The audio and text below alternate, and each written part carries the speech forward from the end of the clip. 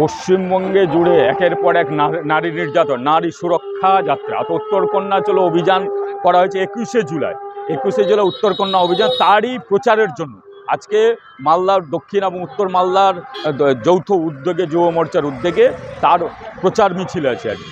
উত্তরকন্যা অভিযান চলো, আপনারা জানেন কসবা থেকে শুরু করে আরজিকর থেকে শুরু করে আপনার সন্দেশখালী থেকে শুরু করে এইদিকে হয়ে গেল কালীগঞ্জ, আপনার মোথাবাড়ি, হুলিয়ান, প্রত্যেক জায়গায় নারী সুরক্ষিত নয়, তাদেরকে ধর্ষণ করা উপযুক্ত বিচারের আশা থাকছে। এই পশ্চিমবাংলার চটিচাটা পুলিশের কাছে উপযুক্ত বিচার পাওয়া যায়, কারণ এর মুখ্যমন্ত্রী মাননীয় মমতা ব্যানার্জি তিনি কিন্তু এই ব্যাপারে কোনো মাথা দেন না। পশ্চিম নির্যাতন হচ্ছে, নারীরা ধর্ষণ হচ্ছে, এর সুবিচারের আশায় বিজেপি সর্বদাই মানুষের পাশে আছে।